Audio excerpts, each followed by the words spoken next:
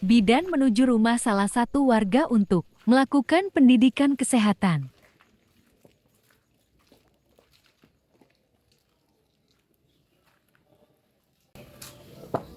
Assalamualaikum.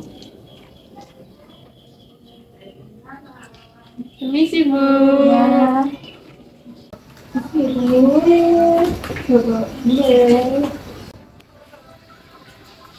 Bidan memberikan pendidikan kesehatan, keluarga berencana atau KB. Selamat sore Bu. Ya. Nah, perkenalkan ya Bu, kami dari mahasiswi kebidanan Poltekkes Kemenkes Semarang.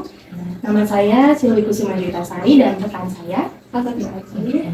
Tujuan kami datang ke sini untuk melakukan pendidikan kesehatan mengenai keluarga berencana atau yang kita sebut dengan KB ya Bu. Tujuannya untuk meningkatkan pengetahuan ibu dan membantu ibu untuk memilih metode KB yang sesuai dengan kebutuhan ibu. Nanti kita akan diskusi bersama ya. Namun sebelum diskusi dimulai, saya akan bertanya-tanya dulu mengenai identitas ibu. Apakah ibu bersedia? Ya. Baik. Untuk nama dengan ibu siapa? Ibu Sri. Ibu Sri. Untuk usianya berapa tahun? 42. 42 tahun. Untuk jumlah anaknya berapa Bu? 2 orang. Satu cowok, satu cewek. Untuk jarak antara anak pertama dan kedua? 8 tahun. Saat melahirkan anak pertama dan kedua, apakah ada kesulitan Bu? Kesulitan itu yang terakhir, yang kedua. Kalau boleh tahu kenapa Bu? Tensi tinggi. Oh, tensinya tinggi. Untuk terakhir tensi itu memang berapa Bu? Terakhir tensi itu 180. 180. Tinggi ya Bu? Tadi kan Ibu tensinya tinggi. Iya. Apakah di keluarga memang ada yang tensinya tinggi juga? Ada. Oh, tidak ada. Baik. Nah, sudah selesai ya Bu, saya tanya tentang identitas Ibu.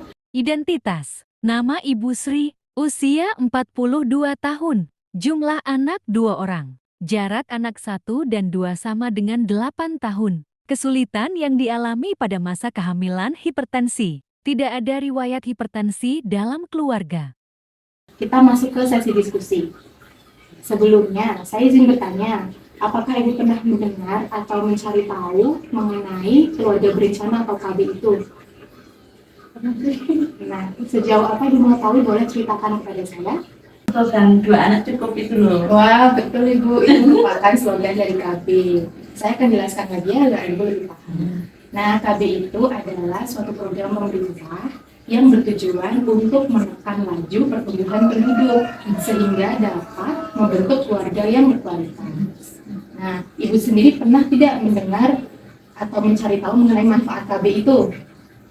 Boleh Ibu ceritakan kepada saya? Ya, itu untuk menjaga jarak kehamilan, Mbak. Nah, itu betul Ibu jawabannya. Itu merupakan salah satu dari banyak manfaat KB. Nah, saya akan menjelaskan lebih rinci lagi ya. Nah, kita masuk ke manfaat KB untuk diri Ibu sendiri nih. Yang pertama ada menjaga kesehatan reproduksi. Lalu yang kedua, Ibu terhindar dari stres. Karena kan Ibu anaknya 2 nih. Jadi bisa mengasuhnya lebih maksimal juga. Lalu yang ketiga, menghindari dari kehamilan yang tidak Ibu inginkan. Nah, untuk manfaat bagi anaknya, yang pertama, anak itu bisa mendapatkan kebutuhan kasih sayang, lalu kebutuhan pendidikan yang lebih maksimal. Lalu anak juga terhindar dari namanya sibling rivalry atau kecemburuan pada saudara, misal kakak cemburu pada adik dan sebaliknya kan. Nah, lalu yang ketiga, manfaat untuk kependudukan atau negara. Kan dari tadi kan program pemerintah itu bertujuan untuk menekan laju pertumbuhan penduduk sehingga melahirkan keluarga yang cerdas, unggul, sehat, dan berkualitas. Nah, Ibu, dari apa yang saya sampaikan, apakah ada yang ditanyakan? Nah, jika tidak ada, akan dilanjutkan mengenai jenis-jenis atau metode KB ya, Bu, akan dijelaskan oleh rekan saya.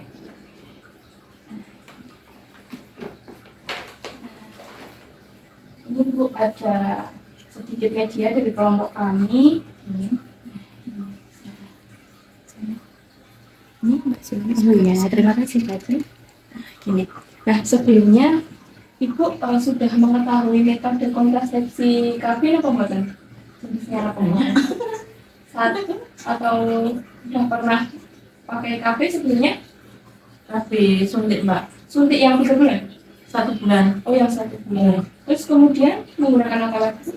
KB implan belum pernah? Belum. Oh, belum pernah. Oh, iya. Kalau waktu memakai KB suntik hormonal yang 1 bulan itu gimana Bu rasanya? Biasa. Nah, kemudian itu selama berapa tahun? Kurang lebih 5 tahunan Mbak itu. 5 tahun. Iya.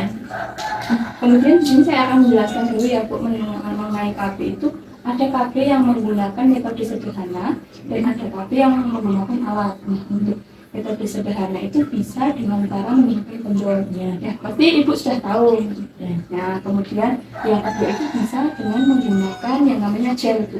Jadi nanti gel itu bisa membunuh yang namanya sperma dari laki-laki. Diolesin di organ vitalnya yang laki-laki seperti itu. Kemudian ada juga metode kalender. Itu sudah pernah dengar? Ya, jadi nanti di berhubungan seks dengan suami itu di luar kesuburan ibu menggunakan kalender, setiap haid nanti ditandai, setiap haid berikutnya juga ditandai, itu bisa digunakan seperti itu.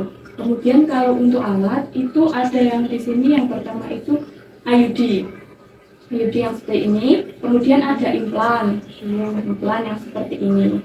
Nah, sebelum itu ibu sebelumnya sudah pernah mendengar dari teman ataupun saudara yang pakai implan belum? Siapanya ibu, kakaknya atau Kakaknya. gimana Bu menurut? Pernah itu toh, tapi nggak bisa diambil itu loh Mbak. Nggak bisa diambil? Oh, itu pasangnya di puskesmas atau di klinik gitu? Di puskesmas. Di puskesmas. Iya. Terus akhirnya gimana? Ya nggak bisa diambil. Sampai sekarang belum diambil? Belum, nggak bisa. Dicari nggak ketemu. Itu udah belum? Udah lama. Berarti belum ada tindakan? Belum. Nah, kemudian tadi ibu ada, berarti kan ada cerita dari teman, pasti ibu bikin trauma, bikin trauma gitu kan ya. Karena ibu trauma ini mungkin karena ibu kurang begitu mengetahui mengenai ilmu implan ini, nanti saya coba jelaskan ya Bu. Nah, implan itu seperti ini Bu. Nah, ini implan. Nah, ini kan bentuknya ini seperti batang. Iya. Nah, kalau sekarang itu yang pemerintah itu pakainya yang 2 batang Bu. Nanti dipasangnya di tangan kiri sini. Nah, itu dipasangnya harusnya di bawah kulit tas. Jadi nanti ibu tuh bisa meraba. Iya. Ya, jadinya kemungkinan untuk sampai lari-lari kemana itu jarang terjadi kalau yang masang benar di bawah kulit. Nah, kemudian ini jangka waktunya itu lama Bu, sekitar 3 tahun. Kemudian ini juga ada beberapa keuntungan. Kalau misalnya ibu menghendaki pasang implan, nah yang pertama itu nanti setelah ibu memutuskan untuk mencopot implan itu kesuburan ibu kembalinya lebih cepat. Jadi misal ingin seseorang yang punya anak laki setelah bagaimana itu bisa langsung. Kalau yang pakai namanya suntik hormonal ataupun pil itu kan harus nunggu 6 sampai 9 bulan. Kalau ini enggak. Kemudian ini juga bisa mengurangi perdarahan sewaktu menstruasi. Jadi bisa mencegah ibu dari penyakit hamil. Gitu. Nah, kemudian selain itu ini juga dapat mengurangi kram ketika haid. Ibu kalau haid kramnya benar. Berapa hari Bu? 3 harian. 3 hari. Itu sampai Kayak greges itu loh Mbak, tapi sama.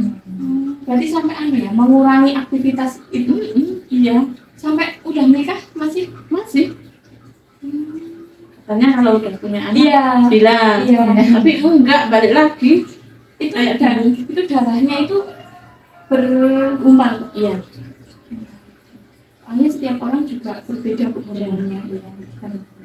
Nah, kemudian untuk kelemahannya, kalau implan ini itu harus dipasang dan dicabut oleh tenaga kesehatan yang profesional. Seperti kasusnya tadi mungkin itu kurang cermat dalam pemasangan seperti itu. Nah, kan setiap kelebihan ada kekurangannya ya Bu. Dari implan sendiri ini tuh kekurangannya yaitu yang harus dipasang dan dilepas dengan tenaga kesehatan yang terlatih.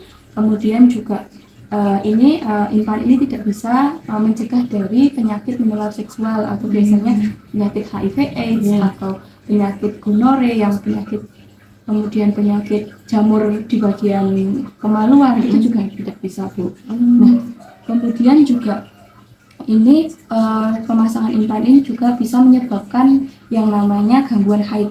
Itu biasanya ibu yang pakai implan tuh kayak haidnya cuma flek-flek gitu, Bu. Flek-flek tapi lama. Nah, itu bisa juga seperti itu.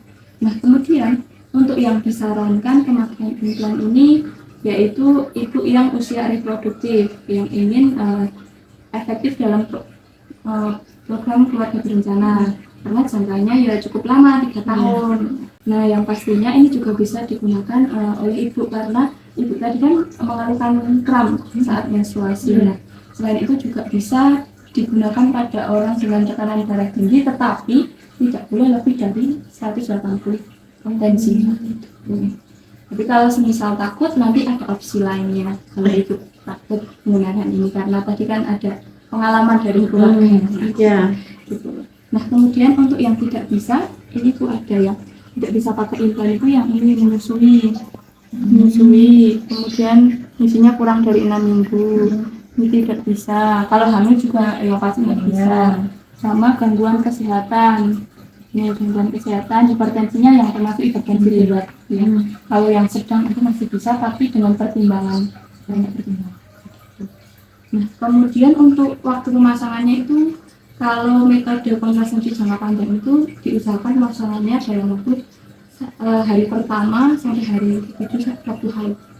Jadi waktu hari pertama bisa, hari kedua bisa, ketiga, 5, 6, 7. Karena di waktu tersebut kan sudah pasti itu tidak haid, tentunya bisa dipasang oleh kontrasepsi. Gimana itu apa ada yang ditanyakan tentang implan? Tidak ada ya. Lanjut ke yang berikutnya yaitu ini. Nah, ini ada yang namanya IUD. Nah, IUD itu bentuknya seperti ini, Bu. Ya. Seperti sudah pernah lihat? Nah, ini kan ada seperti huruf T. Iya. Nah, ini nanti di sini itu ada bagian tembaga kecil. Terus sekali alatnya itu kecil banget ya. Tembaga, kemudian ini ada benangnya. Nah, ini nanti dimasukkan ke dalam bagian serviks. Nah, nanti dipasang di rongga rahim itu. Dengan adanya alat ini, nanti semisal di sini kan tempat pembuatan telur ibu. Nah, nanti kan tidak bisa ke sini, tidak bisa mengalami yang namanya penanaman janin di sini, nggak bisa. Gitu. Nah, untuk keuntungannya dari ini tuh sangat efektif, Bu. Jarang sekali orang yang menggunakan IUD itu kebobolan. Ya, mungkin ada beberapa, tapi jarang. Jadi jarang, yang namanya juga metode ya, kadang ada yang gagal, tapi ini yang paling efektif. Gitu. Kemudian kalau dilepas juga bisa langsung subur, gitu, bisa langsung subur. Kemudian juga ini bisa bekerja yang paling lama di antara yang lain metode kontrasepsi, yaitu bisa 8-10 tahun. Gitu. Nah, tapi ini juga punya kekurangan, tapi kekurangannya itu lebih sedikit daripada keuntungan seperti itu. Kalau untuk kekurangannya itu ini menambah perdarahan saat haid dan juga bisa menyebabkan kram.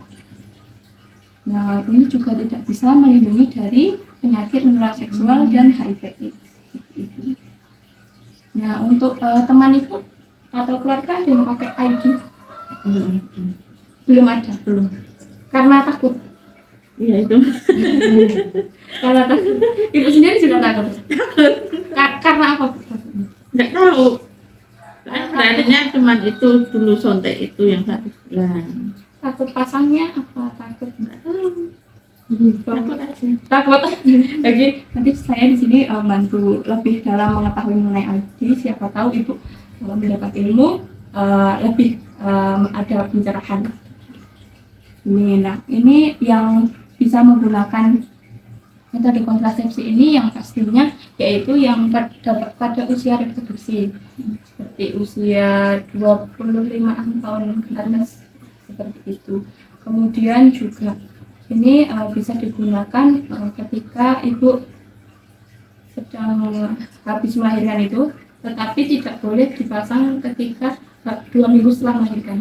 Kalau langsung bisa, tapi kalau tidak bisa seperti itu. Nah, kemudian untuk keterbatasannya IUD ini juga tidak bisa dipakai untuk orang yang sedang hamil, kemudian yang seperti saya jelaskan tadi pasca bersalin 2 sampai 28, kemudian yaitu memiliki resiko IMS, kemudian ada perdarahan yang tidak normal, itu kan biasanya harus dirujuk dulu ke dokter obgyn biar tahu.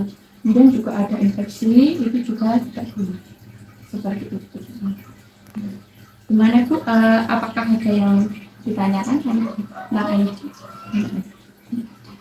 Baik, itu tadi metode kontrasepsi jangka panjang ya Bu, ada implan dan ada IUD. Nah, selanjutnya nanti teman saya akan menjelaskan mengenai metode kontrasepsi mantap. Nah, Ibu, kita masuk ya ke kontrasepsi yang terakhir, yaitu ini kita simak bareng-bareng. Di sini ada kontrasepsi mantap atau biasa disingkat dengan kontak. Kenapa sih disebut mantap? Karena ketika Ibu akan memilih kontrasepsi ini tuh harus benar-benar mantap. Ya. Nah, metode ini tuh dilakukan pembedahan ya Bu, atau tindakan operasi. Nah, itu sifatnya permanen. Ya. Jadi tidak bisa kembali seperti semula lagi. Nah, metode ini itu biasanya untuk ibu atau untuk suami yang udah nggak ingin lagi punya anak. Jadi sudah cukup 2 anak saja atau berapa. Nah, ini itu sangat efektif ya Bu, sangat efektif, lalu aman dan tidak ada efek samping. Namun ada kekurangan di sini, yaitu tidak dapat melindungi dari penyakit menular seksual atau HIV. Nah, saya jelaskan untuk cara kerjanya ya Bu. Yang pertama pada pria dulu, ini ada suatu organ reproduksi pada pria. Nah, di sini ada 2 saluran. Nah, 2 saluran ini merupakan saluran yang akan dilewati oleh sel sperma untuk menemui sel telur. Nah, di metode ini, kedua saluran ini itu akan dipotong, lalu diikat seperti ini, sehingga sel sperma tidak akan bisa lewat. Nah, lalu yang kedua ini yang wanita ya Bu, ini organ reproduksi wanita. Di sini juga sama, ada 2 saluran yang merupakan saluran yang akan dilewati oleh sel telur wanita. Namun di metode ini akan dipotong juga dan diikat seperti ini, sehingga sel telurnya tidak dapat bisa melewati. Sehingga dapat disimpulkan dari kedua metode ini itu tidak akan adanya pertemuan antara sel telur dan sperma, sehingga tidak akan terjadi kehamilan.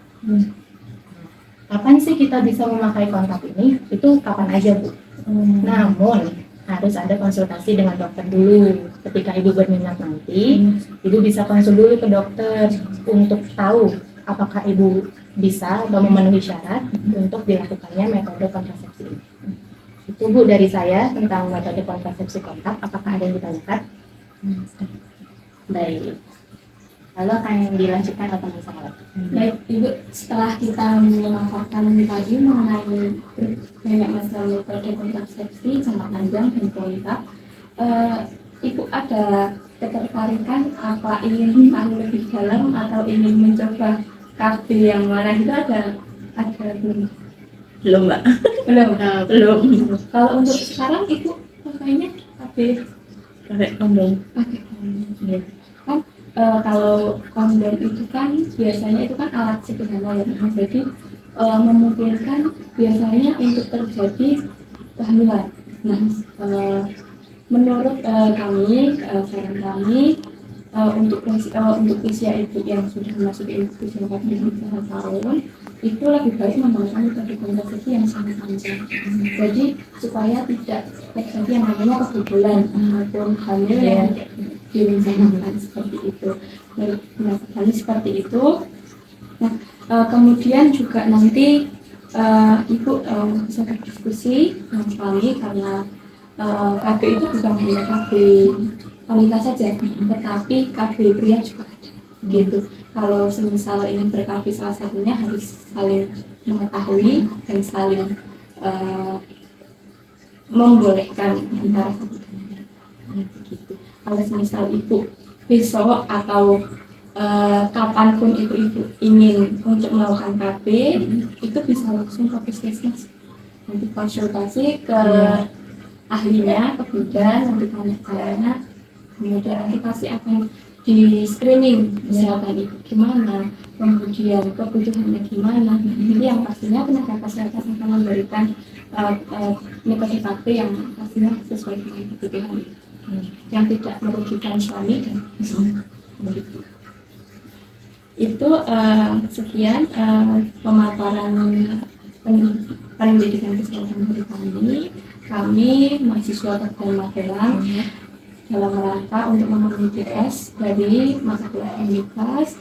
Kepada Ibu berterima kasih banyak karena sudah meluangkan waktu, meluangkan rumahnya untuk jadikan tugas gitu ya. Iya. Semoga nanti Ibu, suami Ibu, dan anak Ibu sehat dan Amin. dilapangkan rezeki. Amin. Terima kasih ya Bu, sekian dari kami. Kami beres-beres dulu ya. Ini Mbak Sri.